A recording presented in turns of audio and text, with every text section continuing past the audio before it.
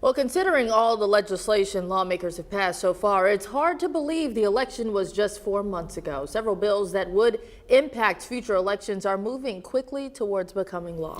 Tonight, THV11's Jalissa Garza gets us caught up on all these bills dealing with casting and counting ballots. Let's start with House Bill 1487. This bill focuses on how the ballots are handled, making sure a ballot count report is delivered to county clerks with a date stamp and a chain of custody. Not only does this address concerns supporters of Donald Trump had in 2020 about ballot handling, it comes after the clerk in Crawford County inadvertently took home a couple dozen ballots on election night back in November. Next up, House Bill 1510. This one has to do with when special elections are held. They would be required to happen the second Tuesday of November, or usually a week after the general election. In a presidential election year, they could be around primary day in March. Supporters say cities and counties try to sneak unpopular tax increases when voters aren't paying attention.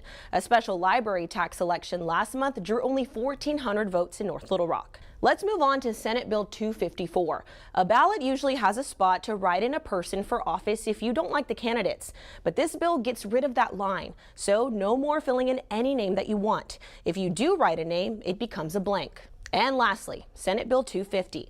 This one has to do with paper ballots. It would require paper ballots to be compatible with the electronic machines. So a county that chooses to use paper ballots would just be responsible for the printing and counting. And the counting has to be done no later than 24 hours after the polls close.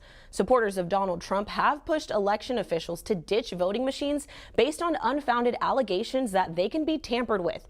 Cleburne County plans to go paper only in the next election. Now, these aren't all of the bills relating to elections, but ones that could have a large impact. To read up on each one, we'll have a link on our website, thv11.com. Jalissa Garza, THV11 News.